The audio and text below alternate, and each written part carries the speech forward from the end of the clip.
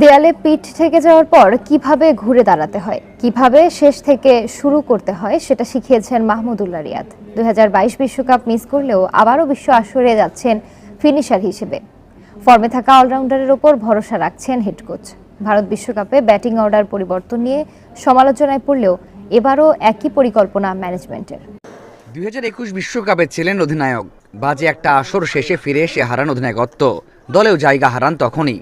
সেখানেই মাহমুদুল্লাহর শেষ দেখেছিলেন অনেকেই। 2022 বিশ্বকাপ মিস করেছেন, এরপর অবিশ্বাস্য কামব্যাকের গল্প লিখেছেন। ফিরে এসেছেন 24-এ। যে মাহমুদুল্লাহর সাথে হাথুরুর অম্লমধুর সম্পর্ক, সে কোচের বড় ভরসা এখন 38 বছর বয়সী এই অলরাউন্ডার। সে ভালো ফর্মে আছে, মিডল অর্ডারে ব্যাট করবে, এখন সে সেরা ক্রিকেট খেলছে। ব্যাটিং অ্যাপ্রোচে অনেক পরিবর্তন এনেছে ও। জাতীয় দলের সাথে ঘরোয়াতেও রান করেছে। ফিনিশার রোলেও তাকে খেলানো যাবে, ভালো করবে আশা করি। গেল বছর ভারত বিশ্বকাপে হাথুরু সাকিবের সমালোচনা সবচেয়ে বেশি হয়েছে ব্যাটিং অর্ডার পরিবর্তন নিয়ে। প্রায় প্রতি ম্যাচেই এলোমেলো হয়েছে অর্ডার। টাইগার কোচ এবারও সে একই পথেই হাঁটতে চান।